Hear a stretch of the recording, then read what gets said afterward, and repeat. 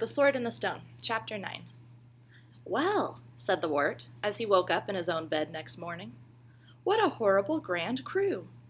Kay sat up in bed and began scolding like a squirrel. "Where were you last night?" he cried. "I believe you climbed out. I shall tell my father and get you tanned. You know we are not allowed out after curfew. What have you been doing? I looked for you everywhere. I know you climbed out."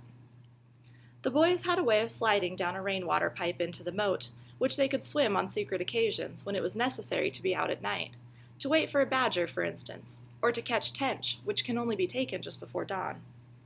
"Oh, shut up," said the Wart. "I'm sleepy." Kay said, wake up, you beast. Where have you been?" "I shan't tell you." He was sure that Kay would not believe the story, but only call him a liar, and get angrier than ever. "If you don't tell me, I shall kill you." "You will not, then." "I will." The Wart turned over on his other side. "Beast," said Kay. He took a fold of the Wart's arm between the nails of first finger and thumb, and pinched for all he was worth. Wart kicked like a salmon which has been suddenly hooked, and hit him wildly in the eye. In a trice they were out of bed, pale and indignant, looking rather like skinned rabbits, for in those days nobody wore clothes in bed, and whirling their arms like windmills in the effort to do each other a mischief.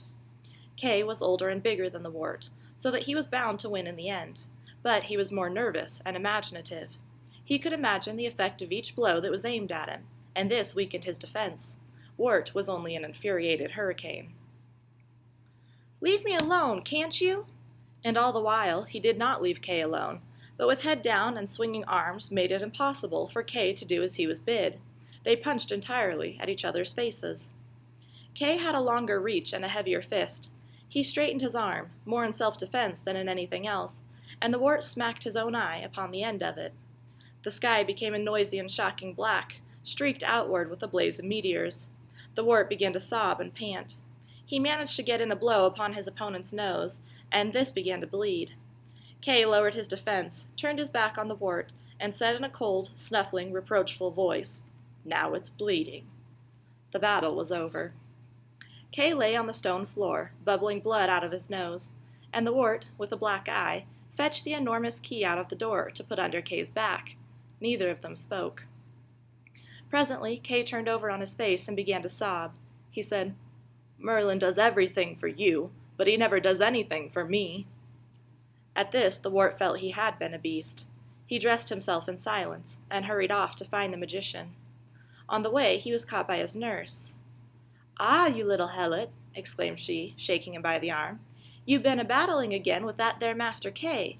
Look at your poor eye, I do declare. It's enough to baffle the College of Sturgeons." "It is all right," said the Wart. "No, that it isn't, my poppet," cried his nurse, getting crosser and showing signs of slapping him. "Come now, how did you do it before I have you whipped?" "I knocked it on the bedpost," said the Wart sullenly. The old nurse immediately folded him to her broad bosom, patted him on the back, and said, "There, there, my Dowsabel. It's the same story Sir Ector told me when I caught him with a blue eye, gone 40 years. Nothing like a good family for sticking to a good lie. There, my innocent, you come along with me to the kitchen, and we'll slap a nice bit of steak across him in no time. But you had not to fight with people bigger than yourself." "It is all right," said the Wart again, disgusted by the fuss. But fate was bent on punishing him, and the old lady was inexorable. It took him half an hour to escape, and then only at the price of carrying with him a juicy piece of raw beef, which he was supposed to hold over his eye. "Nothing like Amelia Rump for drawing out the humors," his nurse had said, and the cook had answered, "Us hadn't seen a sweeter bit of raw since Easter, no, nor a bloodier." "I will keep the foul thing for Balin," thought the Wart, resuming his search for his tutor. He found him without trouble in the tower room, which he had chosen when he arrived. All philosophers prefer to live in towns, as may be seen by visiting the room which Erasmus chose in his college at Cambridge. But Merlin's tower was even more beautiful than this. It was the highest room in the castle, directly below the lookout of the great keep, and from its window you could gaze across the open field, with its rights of warren, across the park, and the chase, until your eye finally wandered out over the distant blue tree-tops of the forest savage. This sea of leafy timber rolled away and away in knobs like the surface of porridge, until it was finally lost in remote mountains which nobody had ever visited, and the cloud-capped towers and gorgeous palaces of heaven. Merlin's comments upon the black eye were of a medical nature. "The discoloration," he said, "is caused by a hemorrhage into the tissues, ecchymosis, and passes from dark purple through green to yellow before it disappears."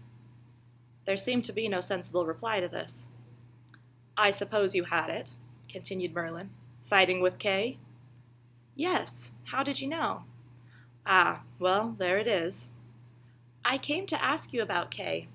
"Speak, demand, I'll answer." "Well, Kay thinks it is unfair that you are always turning me into things, and not him. I have not told him about it, but I think he guesses. I think it is unfair, too." "It is unfair."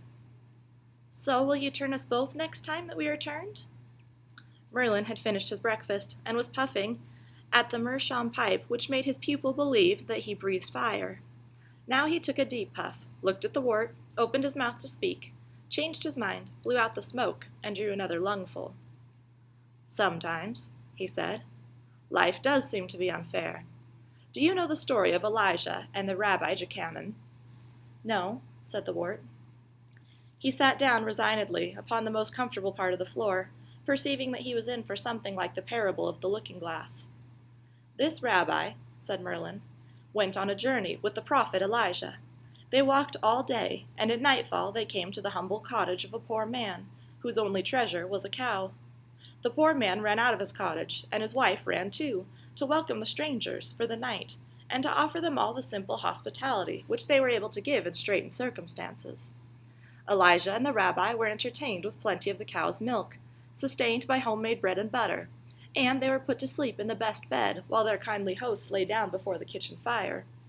But in the morning the poor man's cow was dead." "Go on." "They walked all the next day, and came that evening to the house of a very wealthy merchant, whose hospitality they craved. The merchant was cold and proud and rich, and all that he would do for the prophet and his companion was to lodge them in a cowshed and feed them on bread and water. In the morning, however, Elijah thanked him very much for what he had done, and sent for a mason to repair one of his walls, which happened to be falling down, as a return for his kindness. The Rabbi Jochanan, unable to keep silence any longer, begged the holy man to explain the meaning of his dealings with human beings. "In regard to the poor man who received us so hospitably," replied the prophet, "it was decreed that his wife was to die that night, but in reward for his goodness God took the cow instead of the wife. I repaired the wall of the rich miser because a chest of gold was concealed near the place, and if the miser had repaired the wall himself, he would have discovered the treasure. Say not therefore to the Lord, 'What dost thou?' but say in thy heart, 'Must not the Lord of all the earth do right?'" "It is a nice sort of story," said the wart, because it seemed to be over. "I am sorry," said Merlin, "that you should be the only one to get my extra tuition, but then you see, I was only sent for that." "I do not see that it would do any harm for Kay to come too." "Nor do I, but the Rabbi Jochanan did not see why the miser should have had his wall repaired." "I understand that," said the wart doubtfully, "but I still think it was a shame that the cow died. Could I not have Kay with me, just once?" Merlin said gently, "Perhaps what is good for you might be bad for him. Besides, remember, he has never asked to be turned into anything." "He wants to be turned for all that. I like Kay, you know, and I think people don't understand him. He has to be proud, because he is frightened." "You still do not follow what I mean. Suppose he had gone as a Merlin last night, and failed in the ordeal, and lost his nerve." "How do you know about that ordeal?" "Ah, well, there it is again." "Very well," said the wart obstinately. "But suppose he had not failed in the ordeal, and had not lost his nerve. I don't see why you should have to suppose that he would have." "Oh, flout the boy!" cried the magician passionately. "You don't seem to see anything this morning. What is it that you want me to do?" "Turn me and Kay into snakes or something." Merlin took off his spectacles, dashed them on the floor, and jumped on them with both feet. "Castor and Pollux, blow me to Bermuda!" he exclaimed, and immediately vanished with a frightful roar. The wart was still staring at his tutor's chair in some perplexity, a few moments later, when Merlin reappeared. He had lost his hat, and his hair and beard were tangled up, as if by a hurricane. He sat down again, straightening his gown with trembling fingers. "Why did you do that?" asked the wart. "I did not do it on purpose." "Do you mean to say that Castor and Pollux did blow you to Bermuda?" "Let this be a lesson to you," replied Merlin, "not to swear. I think we had better change the subject." "We were talking about Kay." "Yes, and what I was going to say before my my visit to the still vexed Bermuth was this. I cannot change Kay into things. The power was not yet deputed to me when I was sent. Why this was so, neither you nor I am able to say, but such remains the fact. I have tried to hint at some of the reasons for the fact, but you will not take them. So you must just accept the fact in its naked reality. Now please, stop talking until I have got my breath back, and my hat." The wart sat quiet while Merlin closed his eyes and began to mutter to himself. Presently, a curious black cylindrical hat appeared on his head. It was a topper. Merlin exclaimed it with a look of disgust, said bitterly, "And they call this service," and handed it back to the air. Finally, he stood up in a passion and exclaimed, "Come here!" The wart and Archimedes looked at each other, wondering which was meant. Archimedes had been sitting all the while on the window-sill, and looking at the view, for of course he never left his master. But Merlin did not pay them any attention. "Now," said Merlin furiously, apparently to nobody, "do you think you are being funny? Very well, then why do you do it?" "That is no excuse. Naturally I meant the one I was wearing." "But wearing now, of course, you fool. I don't want a hat I was wearing in 1890. Have you no sense of time at all?" Merlin took off the sailor hat which had just appeared and held it out to the air for inspection. "This is an anachronism," he said severely. "That is what it is, a beastly anachronism." Archimedes seemed to be accustomed to these scenes, for he now said in a reasonable voice, "Why don't you ask for the hat by name, master? Say, 'I want my magician's hat,' not 'I want the hat I was wearing.' Perhaps the forward chap finds it as difficult to live backward as you do." "I want my magician's hat," said Merlin sulkily. Instantly, the long pointed cone was standing on his head. The tension in the air relaxed.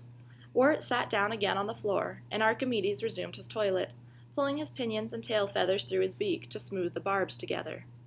Each barb had hundreds of little hooks or barbules on it, by means of which the barbs of the feather were held together. He was stroking them into place. Merlin said, "I beg your pardon. I am not having a very good day today, and there it is." "About Kay," said the wart. "Even if you can't change him into things, could you not give us both an adventure without changing?"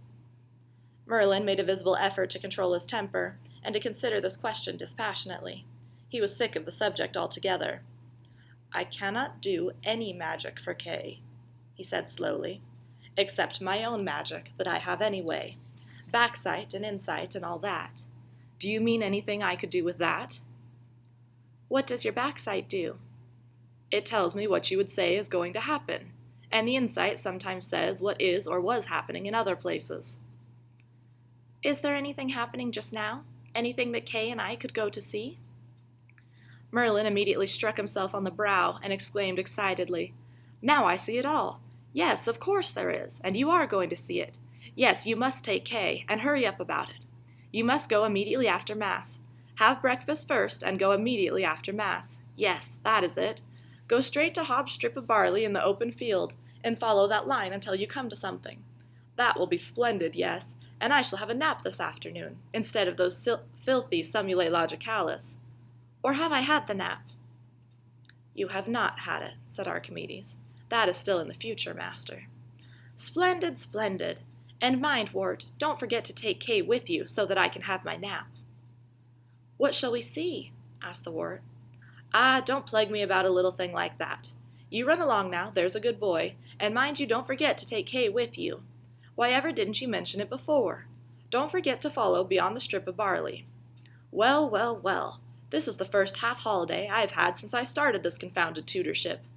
First, I think I shall have a little nap before luncheon, and then I think I shall have a little nap before tea. Then I shall have to think of something I can do before dinner. What shall I do before dinner, Archimedes?" "Have a little nap, I expect," said the owl coldly, turning his back upon his master, because he, as well as the wart, enjoyed to see life.